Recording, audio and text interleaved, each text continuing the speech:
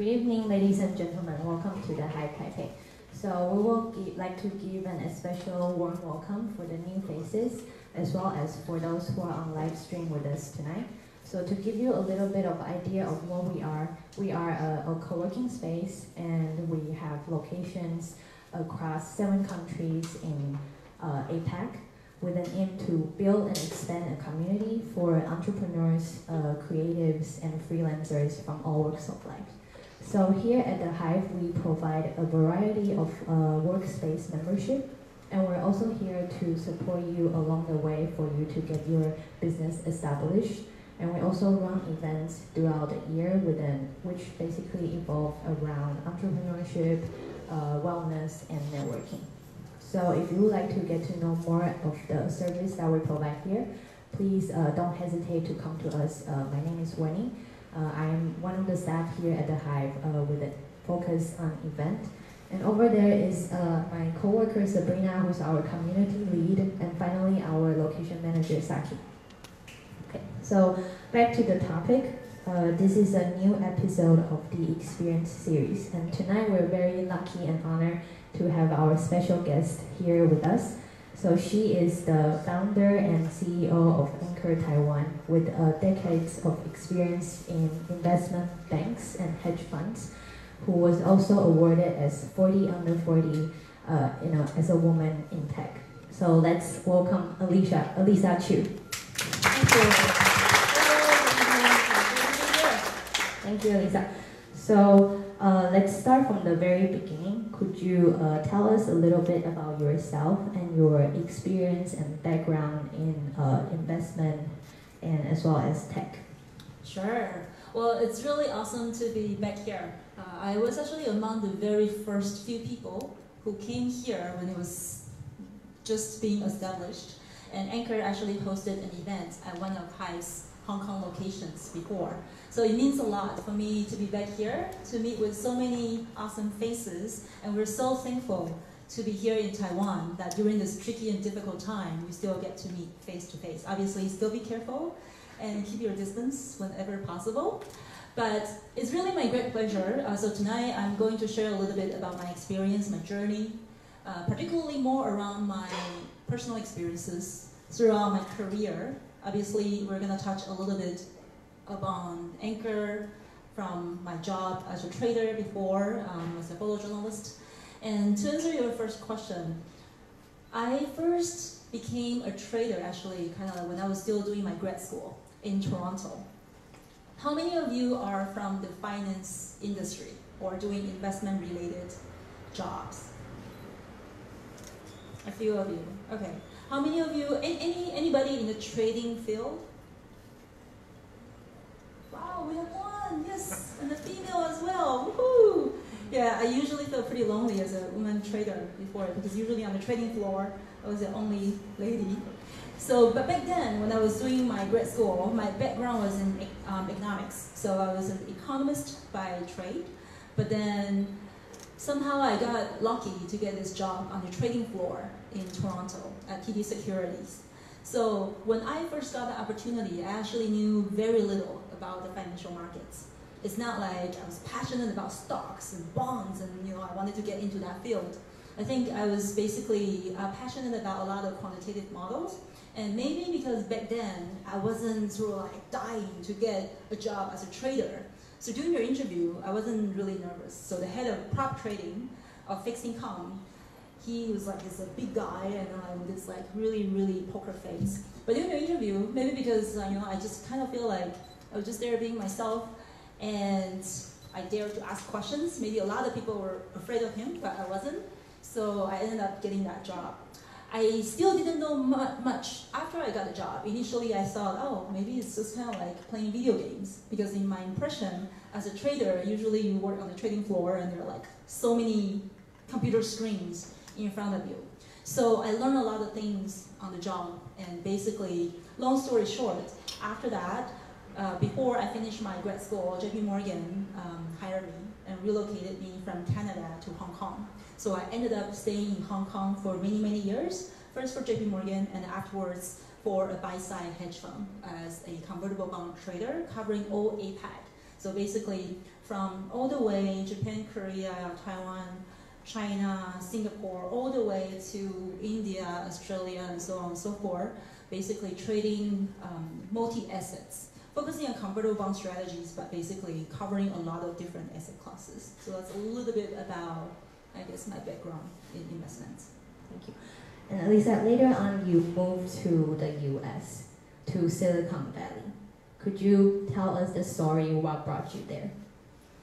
Sure. So I was in Hong Kong for many, many years. So basically, really, in the beginning, enjoy that intellectual challenge, like to really figure out what's going on in the world and to identify investment opportunities, and on the job to also try to make things more efficient. So I think because of that training, there's a lot of kind of like this automation and basically kind of like process-driven initiatives that I actually did back then.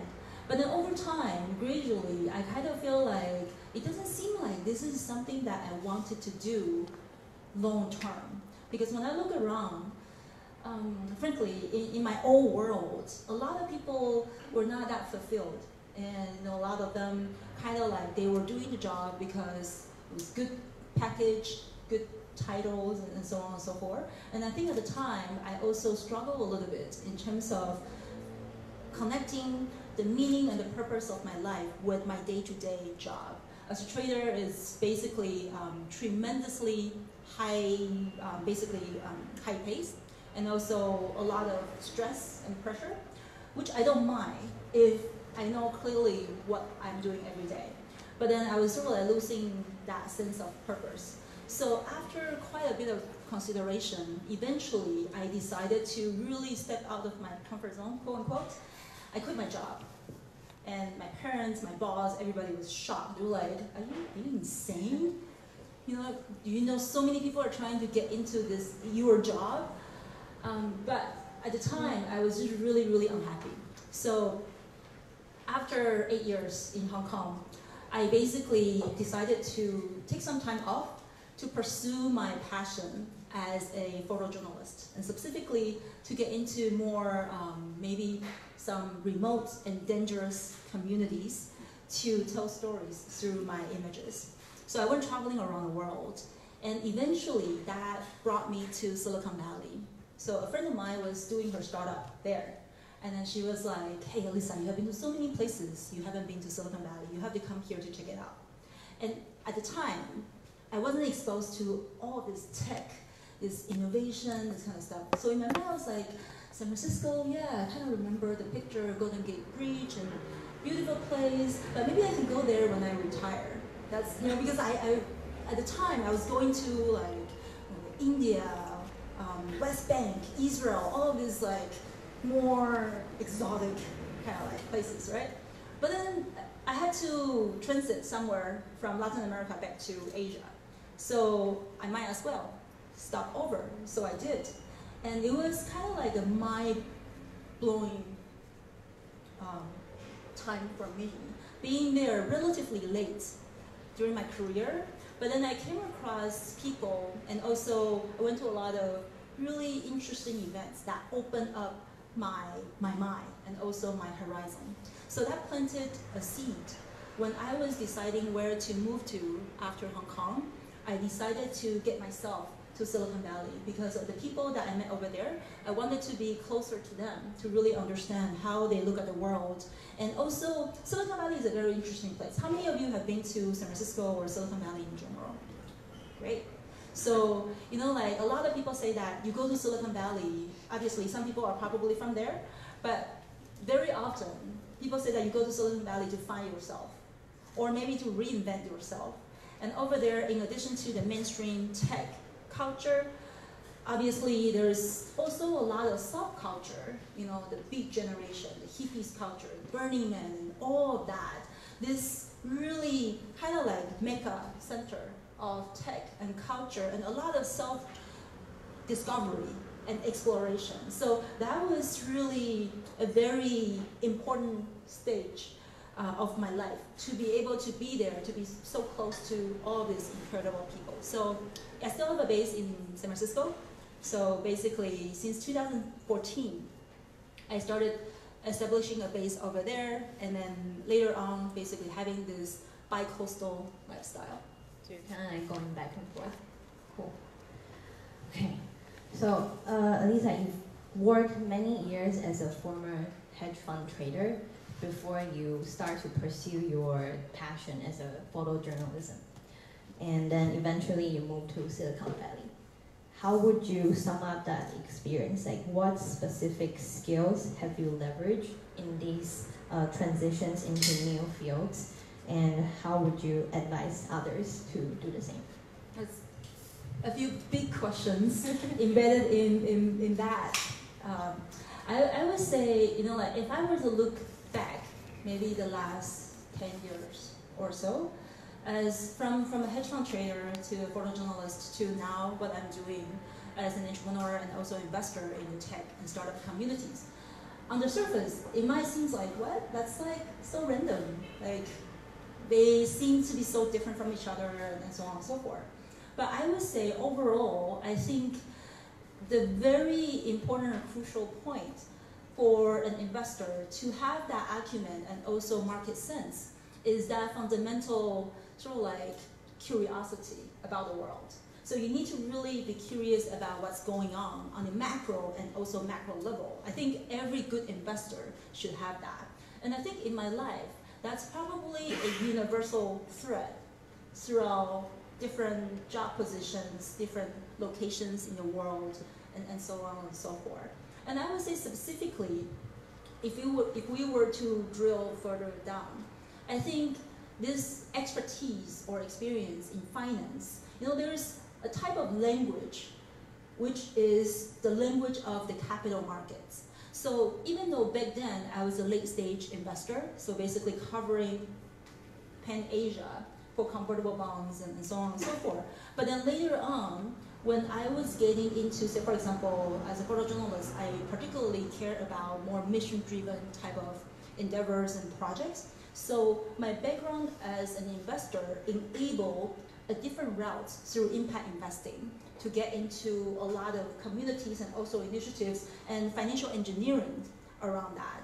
And another side now with early stage investing, again, even though there's additional expertise and network and skill sets required at different type of investments, but I think that universal thread is still there. And another thing, I remember my day one as a trader. We got into the trading floor usually really early before everyone else on the trading floor. And my first job, there was a manual, I was like handed over a manual this thick with SOP for what I was supposed to, rules that I was supposed to follow. I was sitting right next to that head trader who interviewed me. And I remember that every morning, the first thing that I had to do was that I have to basically, based on that thick manual, there's specific rules about which screen should be placed where. So there's very, very detail-oriented and very process-driven because there's a lot of risk management that you need to take care of as a trader because every mistake can cost you a lot of money. And funny enough, when I was thinking about different skill sets or different sort of like traits that I carry through, everybody who has worked in my team at Anchor would know that we are very process-driven as well. We care a lot about SOP for things that we can standardize. Because I believe that this is probably the economist side of me speaking, efficiency. So whenever we find a way to do things more efficiently, then we will try to basically factor that into our manual so that next time we can do it quickly and we can save money and do it more efficiently. Another thing is that I think as a trader, it's very important to be able to think on your feet because the market is moving all the time and you might be making a mistake here and that immediately can cost you a few $1,000s, if not a lot more. But then you have to be able to stay calm and still kind of like think about what's the best thing to do now. And I think as a photojournalist, especially at some of the very tricky and dangerous places, and now as an entrepreneur and also investors navigating in the tech ecosystem, it's a different type of pressure. But I think being able to coexist with that and being able to sort of like turn that into some positive force is probably something that's sort of like building in me already, being trained as a trader and investor for many, many years. Wow, sounds super fascinating. Elisa, you mentioned your team Anchor just now. Could you tell us more about Anchor Taiwan? What do you do? Sure. I'm curious, actually, for the audience here, who has heard of Anchor before tonight? Okay, great. We have quite a few friends, and I see some familiar faces, so great to see you. I started Anchor Taiwan in 2017, and I can go on and on and on to talk about Anchor, because this is really what I'm truly passionate about. But long story short, essentially, Anchor Taiwan is a platform to bring the world with Taiwan through entrepreneurship, focusing on a lot of connecting the world with Taiwan and also connecting corporates with startups. And specifically, there are three major things that we do. The first thing is that from 2017, we run entrepreneurial residencies and innovation sprints, business boot camps. Essentially, we identify international tech professionals, entrepreneurs, and investors. We bring them physically, before this year, to Taiwan. Obviously, this year we cannot do that. But then usually, we bring them here to Taiwan. And based on their needs and interests, we connect them with the industry or the talents or the communities here in Taiwan. So very often, they might be here looking for manufacturing partners, looking to build a team, looking for investors, partners, and so on and so forth. Sometimes we have business or political leaders coming here looking for maybe inspirations or technology solutions. And we have some very interesting bus out there. Yeah, so that's the first part of what we do. A lot of people will know us through that program because very often when we run these cohorts, we will have relevant events in Taiwan as well. We care a lot about integrating these people with the communities here. So we run a lot of events based on usually the expertise of the people from that cohort. So from blockchain to future mobility to IoT, O2O, and so on and so forth. The second part of what we do is that we do quite a bit of corporate engagement, consultancy, and execution. So usually, these corporates are interested in working with us for two reasons. Either they have some sort of goals or plans that they want to basically expand internationally, so utilizing our existing network and expertise for cross-border expansion. So say, for example, Taiwanese corporates interested in leveraging us to go abroad, or international brands hoping to land in Taiwan. And through that, sometimes we do it through a form of events. So this can be, say for example, these days, especially online webinars. Previously, it can be real kind of like physical events, and a lot of strategy, sort of like planning together with our corporate partners. The last part is our early stage investments. That part is relatively new, so we started Anchor Venture Partners in 2019. Essentially, the goal is that we're bringing all of these amazing entrepreneurs here. And if we can also be their early strategic investor, then we have further skin in the game. And at the same time, when they grow exponentially, then we also get to basically be part of that journey together. And we thought that would be a pretty awesome win-win outcome. So those three segments, the first one, a lot about program and events. The second one, a lot about startup corporates, kind of like engagement. And the last part is about early stage investing. So with the program, how is Anchor Taiwan helping those startup and entrepreneurial community? I tend to be very careful with the word help. I might still use that word sort of like unintentionally and just in our daily language, but I often feel like, because very often I come across people, especially overseas Taiwanese, and with great intention, and say, hey, Elisa, you know, like, I want to help the Taiwanese ecosystem, and what can I do? Are you hiring? Because I really want to help. And I think, first of all, let's think about this word, help. Because I think that word implies that you know more, or you have something to offer, and you know how to help. Well, very often that's actually not the case.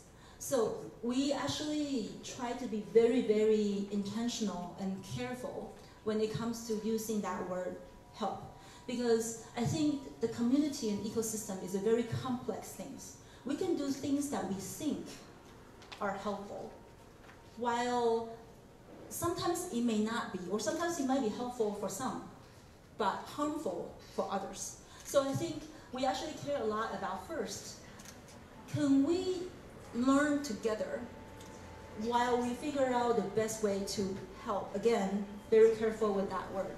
So I think throughout our experience from 2017, step by step, we're doing a lot of experiments. We try to bring what we think will provide a net positive impact for the ecosystem. But then I still don't think that we have 100% the right answers yet. But I think ultimately what we believe in is that we really believe that the most difficult issues that we're facing in the world requires a lot of cross-border collaborations. And we believe that a lot of these cultural differences actually is some of the best foundation for innovation. And we believe that if we have better conduits and platform to enable that kind of collaboration, then the world is going to be a better place. So a lot of the events that we run has something to do with, okay, this entrepreneur or investors, maybe they have certain perspectives or certain technology that they're working on. Can we bring them here so that they can exchange their thoughts with the local entrepreneurs? A lot of time, it's about injecting these external stimulations and basically see, like what that will bring us. This is not about telling you, hey, this is the Silicon Valley way. You should do it this way. Because I don't think that's the right model. So that's a long answer, I guess, to your question. But then very often, I feel like with our program and also our event and our mission overall, I feel like this is very much a co-creation process. Our program is not complete until it's probably never complete actually, because even though we do have the schedule sort of like events and so on and so forth, when our entrepreneurs are in our program, every day their interaction, what they bring to the table is part of the experience, part of the program for us and also for our local community. And even after they have graduated from the program, because they stay in the alumni community, so it's an organic kind of like thing that grows forever. Yeah, and even with our local communities, we try to use the same way to approach that. So I think it's important to stay humble. And even these days, a lot of time when we engage with the corporates, when we are talking about digital transformation, what does that actually mean? Like without being, say for example, at the factories, talking to a lot of people who have been working there for a long time, how do you really help before you truly understand? And I think we're still trying our very best to understand a little bit more. Elisa, you've lived in so many different places. You've lived in Canada, you went to grad school there, and you live in Silicon Valley in the US, and you work for a long time in Hong Kong and now Taiwan. So you used to work as a trader, and you used to work as a photojournalist. You have so many different experiences. And what was it about those collective experiences that made you realize the importance of cross-cultural knowledge? Culture is a very tricky thing, huh? Like, what does that even mean? Like, how would you define culture? I often feel like culture is crucial. We all feel like, oh, it's important. But then it's also very subtle and also very difficult and hard to have a business model. But I think, like, we do embrace the importance of culture, and I can give you a few examples in terms of why we think it is very important for us. If you get my name card afterwards, you will see culture is actually one of the key words on our name card, even though, like externally, people might know us as more of a corporate startup engagement and investment and so on and so forth. But culture is a very crucial element. And it's because through my past experience, I think a lot of what we do, this cross-border kind of like communication or overseas, trying to tell people what Taiwan is all about, has a large element with storytelling. And it almost doesn't matter what you do these days. That's a very crucial skills to have. But storytelling on the cross-border basis involves not only translation with the language, so like from Mandarin to English or German or so on and so forth, but also translation culturally. I'll give an example. I was actually just chatting with a friend this afternoon, and we were talking about this case. So I remember in 2017 when we brought over the first cohort of our entrepreneurs, we brought them to meet with, at the time, CTO of Lai'an, Guangbao Jituan. So for those from Taiwan, you're probably familiar with Guangbao. Wow, like a listed company is pretty powerful, and they used to be the biggest manufacturer for mouse and CD-ROMs and so on and so forth. But then when you go around the world, chances are, when you tell people, hey, guess what? I just met the CTO of Lai'an. People be like, huh? What? So basically, I think a lot of time it involves, if I were to explain this to, let's say, someone from the Silicon Valley, how do I explain to that person with different sort of like cultural setting and different sort of like lives and all these different conditions?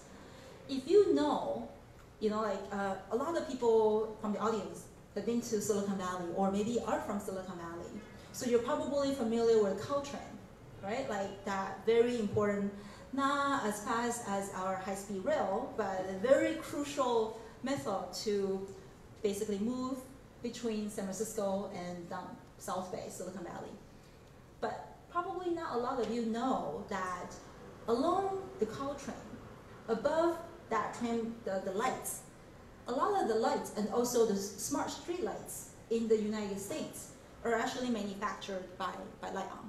So I think, like having different experiences from different parts of the world so that you can have this kind of additional translation is key when it comes to when you want to tell others about the relevancy of certain things. I think I can tell you tons of stories around that in terms of, say, for example, some story really excites the local Taiwanese. But then if you simply translate that word by word into English, like a lot of time our entrepreneurs are like, no feeling. So a lot of our job involves, okay, how do I find that thing that they will be able to relate? Another quick example, very often over the weekend we'll take our entrepreneurs and investors outdoor. And then one place that we love going is near Zhoufen. So we'll go to Teapot Mountain for hiking, say, for example. And then when we stand there, so we tell people about, oh, guess what? Like here, hundreds of years ago, there's a gold rush here, and this is the history. We'll bring you to the museum and so on and so forth. But like people might be like, okay, great. But if you tell them, hey, guess what? Okay, now in front of you, this is Pacific Ocean. Why don't you close your eyes and imagine, like if you go all the way this direction, the other side of the Pacific Ocean, that's Silicon Valley, that's San Francisco. Around the same time, hundreds of years ago, when there was gold rush here, around the same time, there was also a gold rush in San Francisco. There, afterwards, there were Levi's and all this history, there was this like parallel universe. So immediately, that creates a different setup. So that's just kind of like another example in terms of like, we think a lot about this, and I think it's so fun, actually. I really enjoy this process because then you find all these different nuances and stories that you can basically weave into things that people can relate. And obviously, another huge part about the importance of cross-cultural differences is when you conduct business, especially internationally, you need to take these cultural nuances into consideration. Otherwise, when you are doing your business developments, like just one small thing might ruin a deal for you. So That's on the practical level, the importance of understanding different cultures. Was there any sort of instance where you've successfully connected someone in Taiwan and someone, let's say, in Silicon Valley or elsewhere, and that really kind of like demonstrate the potential in what you mentioned for maybe multidisciplinary or cross-cultural collaboration? Sure. Since 2017 till essentially 2019, because this year we couldn't run any physical programs, we have done 10 cohorts, long and short. And so far, 60% of them, we have got entrepreneurs or investors that have cross-border sort of like soft landing. So either, like the entrepreneur decided to move to Taiwan to set up a team, or to move to Taiwan to join another team, or find manufacturing partners, and so on and so forth. And I think one recent example would be in November last year, we had an entrepreneur, her name is Farah, and she was named by the Obama administration as one of the top emerging entrepreneurs. Her family, she was kind of like second generation immigrants, and her family was originally from Haiti. So her startup ideas has always been more mission driven in the renewable energy space, and afterwards in the internet accessibility space. She had never been to Asia before she joined Anchor, but specifically she wanted to come here looking for a manufacturing partner after she got investments. And she wanted to come here specifically because she felt like it's more trustworthy, and security-wise, she felt like she felt more comfortable looking for Taiwanese partners. So when she was here, basically we connected her with a lot of local entrepreneurs. A Canadian entrepreneur specifically introduced the manufacturer that he used. Then later on, there were a lot of conversations and also different matchmaking sessions that we also organized with other manufacturers as well. So through that program, she identified a few manufacturers to work with. One of them actually ended up becoming her kind of like advisor and potentially a co-founder. So stories like this, I think we're lucky in the sense that very often we have people who come to us and say, hey, Lisa, like your team and Anchor Taiwan changed my life. Because sometimes when they meet a co-founder here, they might end up moving here. That completely changed the trajectory of really their life. And I think because of this feedback loop, very often we feel like, wow, we still, and last month, even like last few days, I actually just met with someone who recently also moved to Taiwan after joining our program last November as well. So constantly, we're very happy and very thankful that because of the team, because of our partners, collectively, I think Taiwan means something different for these people. Either they come here or they go back to their original communities. They bring back part of Taiwan with them so that more people know about the awesome stuff here. Wow, what a story. So next question we're going to ask you is, you've started the Anchor Venture Partners in 2019. So for Anchor Venture Partners and the strategic investment aspect of Anchor Taiwan, what are the general things that you look for in business that's worth investing in?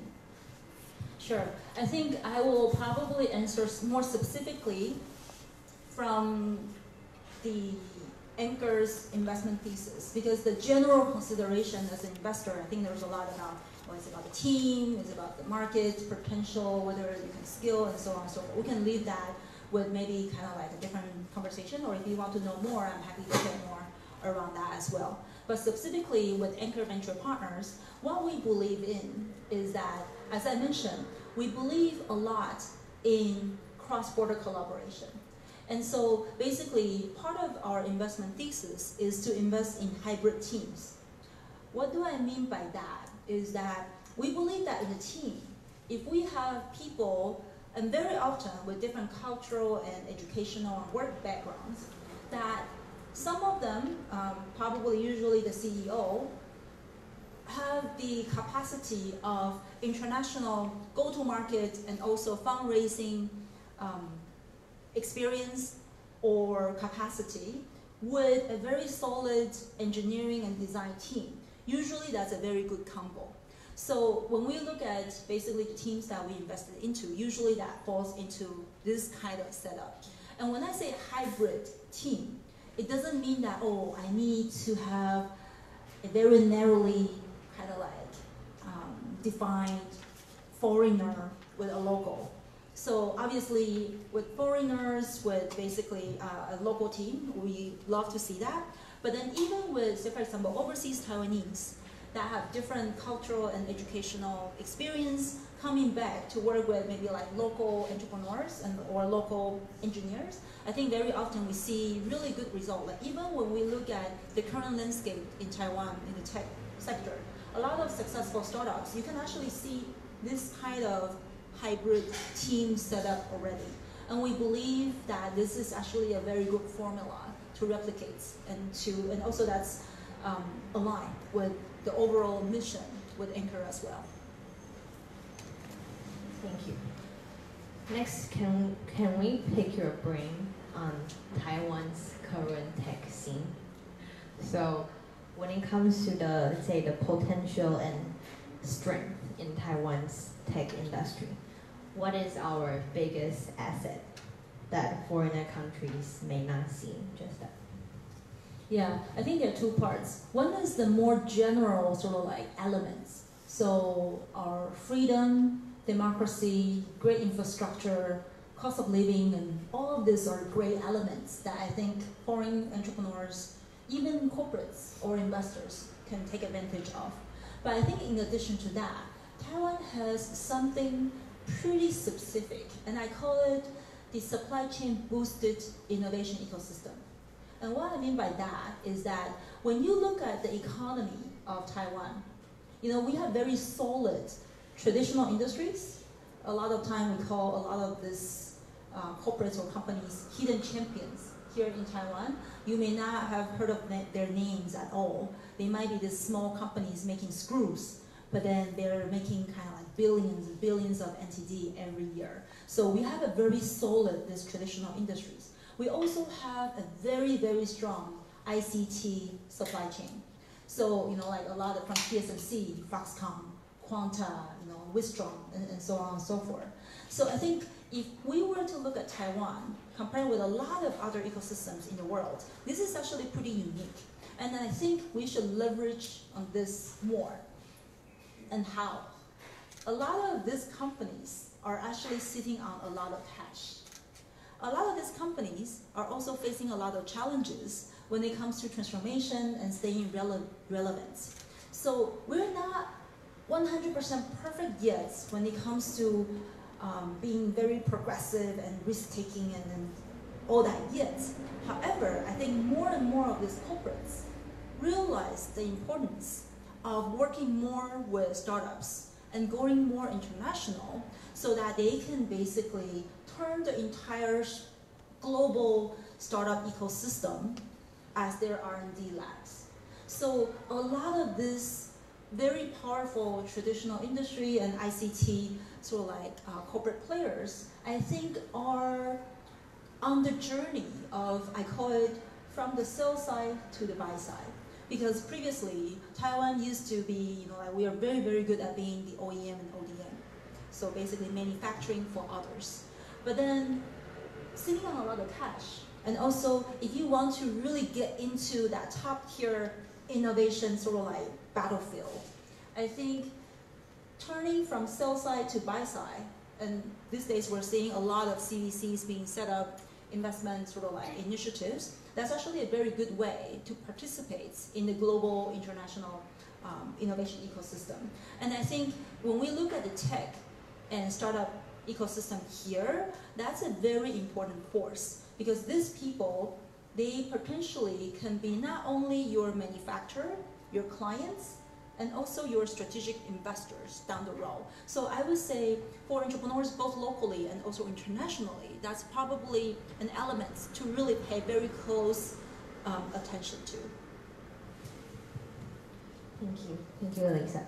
We're almost running out of time, but now we'll open the ground for Q&A. So if you have any questions, feel free to let us know and we'll pass the mic to you.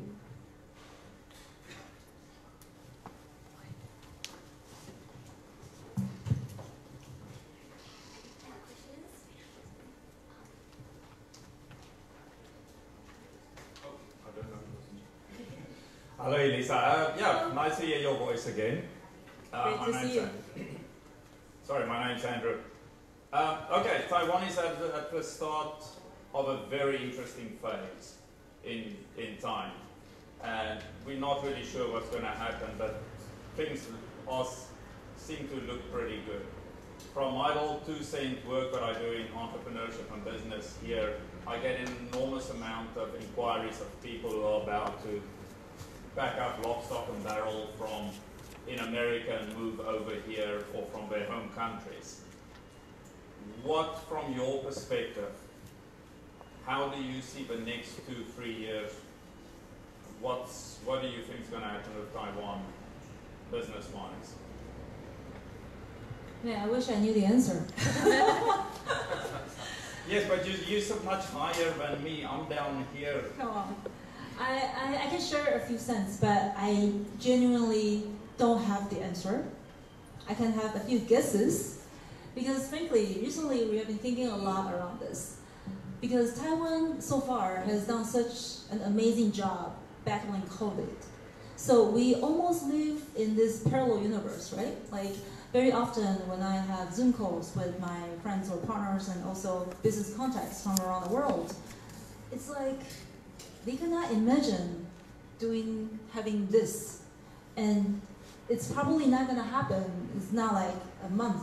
It's probably 6 months or even longer. So to be honest, how the world is going to be with all of this, I really wish I had the wisdom and the answers. But I would say what I started thinking a lot about is that the fact that we have done such a great job so far, I think that's great, that's worth celebrating. But at the same time, I think it's also important to stay cautious, because without that experience of kind of like being isolated and working completely remotely, we miss the opportunity to imagine or to participate in potentially some very important business model for the next decades. So I think number one is I will encourage you to also think more. Like now, is this sustainable? Because Taiwan, after all, is a very export-driven economy. So sooner or later, it's going to hit us, right? And then are we going to miss that new business model affecting the majority of the population in the world? I think that's the number one thing, because our talents, we're not working remotely as much. So that means we're not being trained with the tools, with the mindset, with the process. Is that creating a gap between our talents and the global workplace? And are we really missing a lot of business opportunities? So I think the fact that we're doing a great job, that's great. But at the same time, I think it's also important to think more around this. And I think specifically when it comes to entrepreneurs moving here, obviously I love seeing that. I also think it's very important to dive a little bit deeper, because now we have this influx of a lot of great talent, either overseas Taiwanese or foreigners trying to really get here. How do we ensure that they integrate well with the local communities and have that right platform for mutual sort of like understanding and trust? I think longer term, if we want to have a more international society, that's actually very important to think through, because you cannot presume that we just put these people together and they will just kind of like love each other and work well, because there are, again, a lot of cultural differences that you need to consider. And then how do we ensure that these outsiders, newcomers, actually, one, obviously, hopefully they're well received and welcome, but at the same time, they also have the right mentality to integrate with the local communities. So I think with what's going on in the world, those are a few things on top of my mind. I don't know if I answered a little bit to your question because I really do not know what the business is gonna be like. Again, we can talk in general about AR, VR, 5G, and all that kind of like stuff. But the reality is that I don't know. It's gonna be very different, and I think the change we're probably gonna face that maybe kind of like 3 months at a time. Because 3 months ago, now it's like August, right? 3 months ago, do you feel like at the time you could foresee that Taiwan is like this and the world is still like that? Like frankly, I think this is a very difficult time to make any prediction. So, sorry to disappoint you. Any other questions? Hi, how you doing? My name is Ivan. I'm also in venture capital, but not in Taiwan. But I've been in Taiwan since January and just got kind of involved in learning more about the technology ecosystem here. So from your perspective, that you've worked in both the Valley and here for many years in entrepreneurship, Taiwan is such a small domestic market that all the entrepreneurs in here cannot depend on the domestic market to grow, to scale. And so what does Taiwan entrepreneurs and what support do they need where they can expand into the international market so we can have future big brands, big companies in the tech world that are multinationals instead of, which we really don't have any right now? I mean, what would entrepreneurs do and what support would they need to make that happen? Sure. I tend to look at this from two categories. One is the B2C type of startups, and the other is the B2B type of startups. So I think for B2B in Taiwan, you will see maybe like experienced executives or like very experienced engineers from big ICT firms. And after working for several years, they decided to basically come out and start their own startups because they understand the pain points. They have already got the context and expertise, so they can actually really start more of the B2B type of startups. In my opinion, those kind of startups actually have pretty good potential in scaling internationally, because like especially depending on the verticals, but let's say for manufacturing or like a lot of this like more enterprise level kind of technology and solutions, I think those part I see more potential to scale internationally.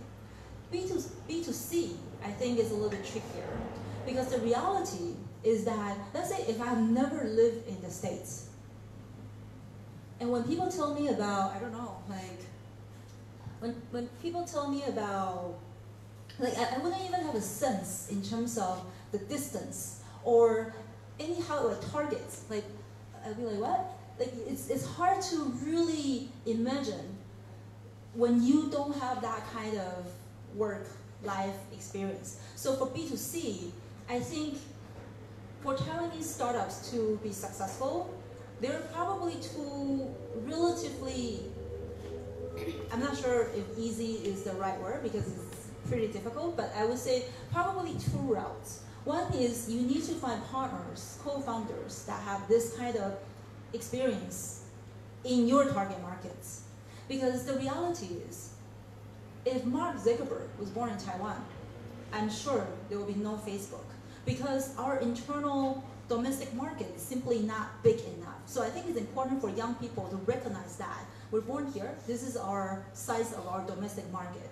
And there is a limit with expansion of that B2C market. Until you can break that boundary, it's impossible for you to further scale. So number one is look for either, say for example, foreign entrepreneurs or overseas Taiwanese that have the work-life experience overseas. Another thing is probably about the capacity of expanding internationally, which is actually not that easy, but it's not impossible. Look at our parents, look at our grandparents, all these hidden champions, how many countries they have done business with. And I think if you are able to identify, say for example, the right local partners in Southeast Asia, in Europe, in the States, and I think that would be the key for you to be able to target that B2C market. So, and I think in both areas, there's probably still quite a lot that can be done. in the tech ecosystem here?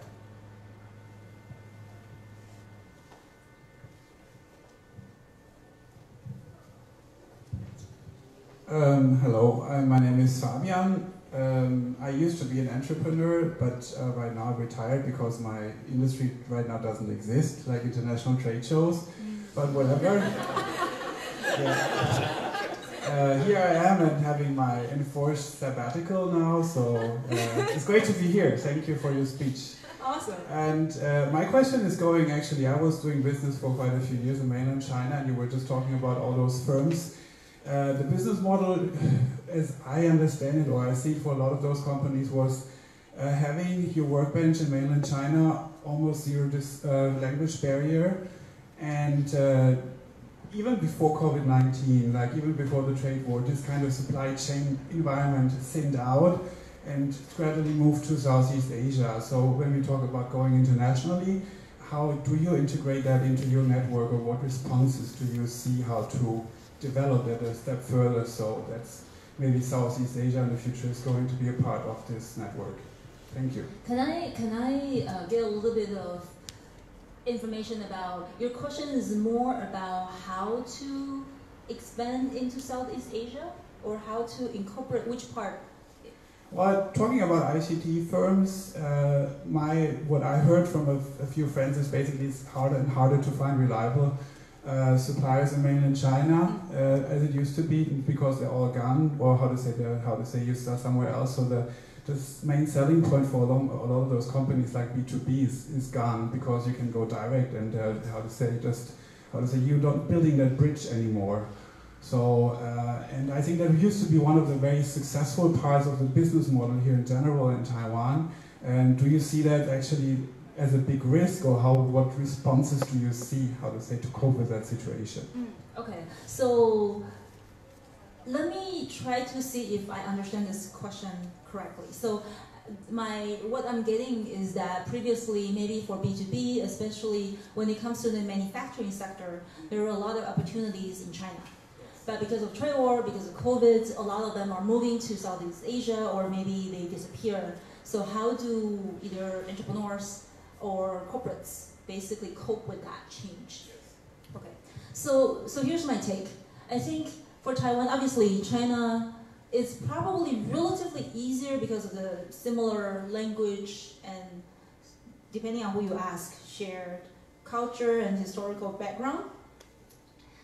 So it's relatively easier for Taiwanese business people to establish their business over there. But as you correctly pointed out, a lot of that is changing, and very rapidly.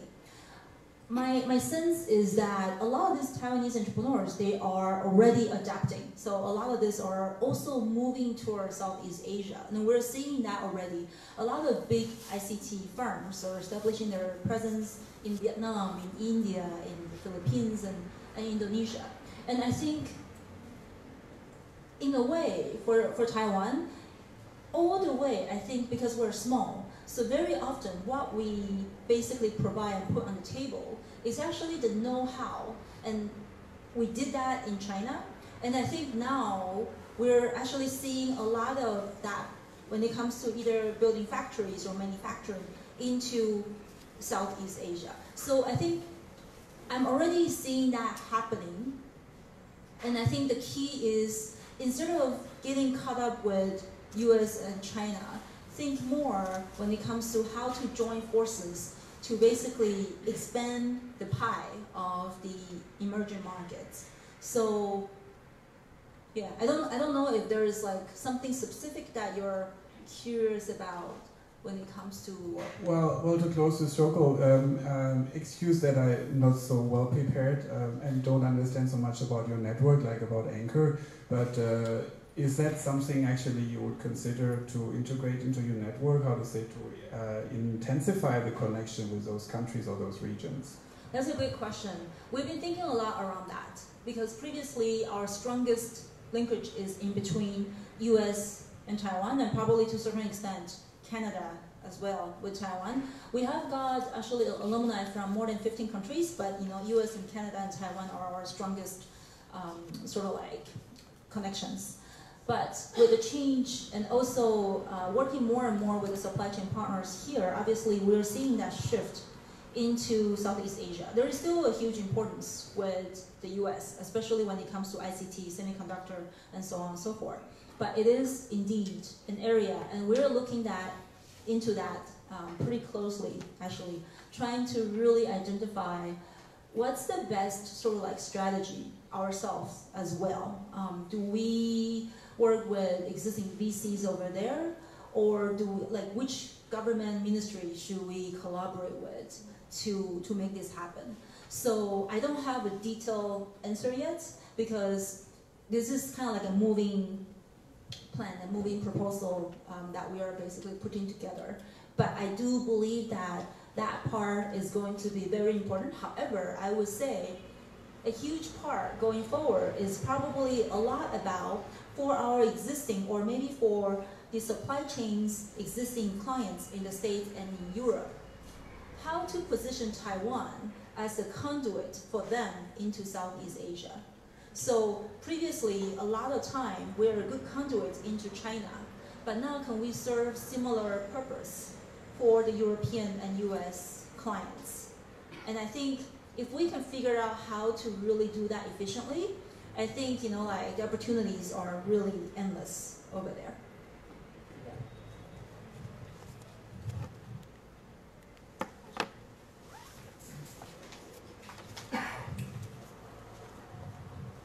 Hi, my name is Janet, and I'm an Asian American from Seattle, and I moved to Taiwan last year. And I'm just wondering, so being a woman of color yourself, like, how did you cope with that if you were like the only one on the trading floor? And a follow-up to that is, did you ever suffer from imposter syndrome?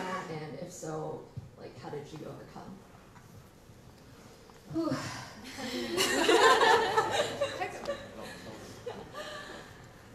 Yeah. No pressure. Yeah. I would say, well, first question, I think my industry somehow usually has been more male dominant. So from the trading floor to even now, actually in tech industries, today actually we have a pretty good gender balance, I would say. But sometimes it's not like this. So I think I still remember when I my first job as a trader on the trading floor, being a minority and also an immigrant. And at the time, I was basically still relatively new to North America. It could be, frankly, pretty tough. And even over the years, frankly, even now, sometimes I still battle with that. I don't know for the ladies here, but do you have this kind of experience? So I'm the CEO and the founder, and then, you know, like, very often we meet either existing business partners or new business contacts. But very often, when you talk to them, either in meetings or even just during conversations, they naturally will look at the guys and not you. I'm still trying to find good ways to fight this. I like, and sometimes I'm like, why, like, and some of my friends was like, oh, don't worry, you know, like, they just don't dare looking at you, or, you know, like, to try to find some sort of justification. But frankly, I think even now, and I think in Taiwan, we're relatively fortunate, because here, I feel less sort of like suppressed as a woman, and I think we're free to really kind of like more to pursue the business opportunities and so on and so forth. But even now, I still battle with that. So I think the key is I try not to let that get in the way. So I acknowledge that this is not perfect, and I don't like it. And I try to ask, whenever I come across sort of like mentors or like more senior ladies, I ask them, hey, you know, how do you deal with that? Or do you also face that as well, or is it just me? And I encourage all the guys to pay attention. Next time, when you talk to a group of people, because I feel like maybe they're not conscious, maybe they didn't realize that this creates an impact on the other side. You know, like, so all the guys, you have homework, okay? Like, go home. Next time, a business meeting or even casual meeting, make sure the eye contact. Don't only look at guys when you talk. Yeah. So I think that's the first thing, because we need guys to be a part of this to make it better. And I think your second question, yeah, definitely. But I think I try to see that as sort of like a drive for me to stay humble. I try to remember to celebrate small steps, not just for myself and also for Anchor as a team and as a platform. But at the same time, yeah, I constantly feel like, oh man, I suck. Or like, oh, like I could have said that. I could have done this. But at the same time, like I basically, and with Anchor, where's my team, James? We are like huge fan of not just SLP, but also every event, every cohort, every course, every whatever. We always have a review session, and we always document all of this. And I think while sometimes I constantly feel like, oh, maybe I'm still not good enough, but then I try to use that as a force for improvements. And also, maybe this is a secret to share, because I realize that I might have that issue. And I constantly need to remind myself that, hey, you got to kind of like believe in yourself and move on and basically keep shining. So I started doing one thing, and maybe I can share with you who share that similar obstacle. I put on my calendar, I think I have like maybe 3 times or twice per day, that say for example, like I think 8 o'clock in the morning and maybe 8 o'clock at night, and I put "you are enough" on my calendar reminder. So every morning 8 o'clock, I'll see "you are enough," and I think sometimes it's just kind of like a great reminder. Like at that moment, maybe it's just a split second, especially when I'm busy. Maybe it's just a split second for me to see that. But sometimes it's just kind of like a quick reminder that, hey, I've got this. Yes. I'm crying. Quick question. Hi, Lisa. Thank you for coming. You are enough. I'm James. I'm from Los Angeles. I've been to Beijing the last 2 years and now end up in Taiwan. I want to know if you could, in few sentences, what is a profile of a Taiwanese entrepreneur that you're looking for as Anchor? And you mentioned earlier that you're looking for diversity, but what would it look like in simple terms? Yeah. Well, first of all, because we work actually a lot with international founders, international entrepreneurs. So that's actually in our program, we have more international entrepreneurs in the Anchor cohorts. But we do interact with a lot of Taiwanese entrepreneurs through our ecosystem events and so on and so forth. So if I were to, say, for example, pick Taiwanese entrepreneurs to invest in, number one, they need to have this ambition and goals to build something that can scale outside of Taiwan.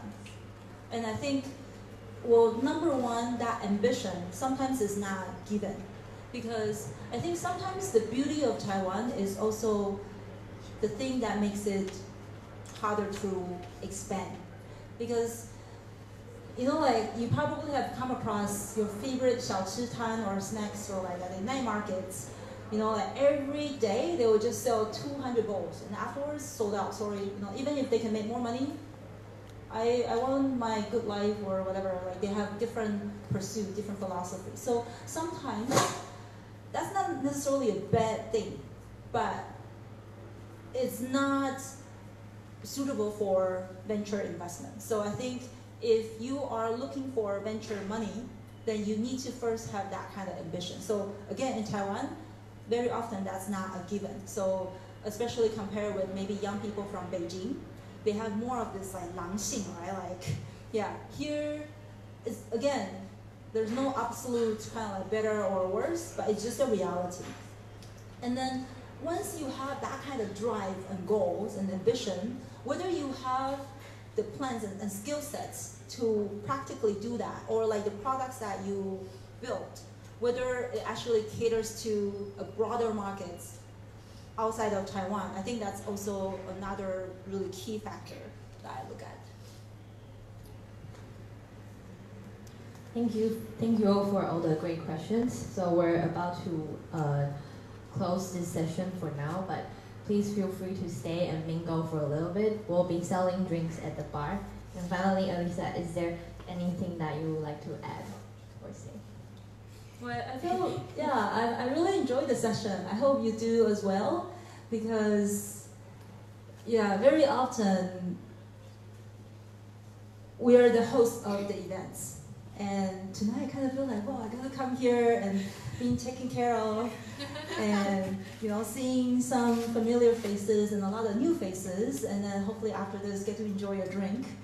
So I really enjoyed this session, and thank you so much for coming.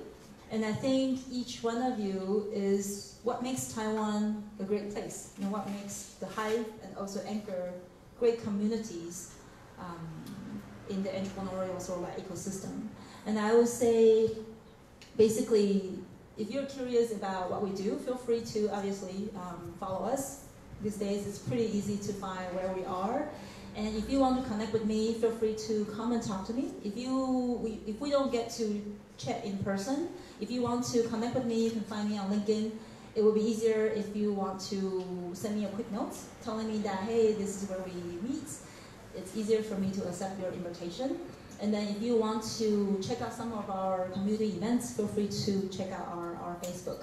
We also will continue with our mission to connect the world with Taiwan through entrepreneurship. And I think there's probably going to be more initiatives, especially when it comes to our involvement with the capital markets. So this is kind of like a full circle. I kind of feel like back then I escaped kind of from the Wall Street world on the very traditional finance. But sometimes, I guess everything happens for a reason. And I guess one thing that I didn't get to answer earlier is, for all of this cross-cultural and all of the skills that you basically take from one job to another, what advice can I give? And I really believe that wherever you go will leave a trace. So no task is too small. And I think I have always embraced that mentality. So I guess, I want to give that to you. And also look forward to staying in touch. Thank you.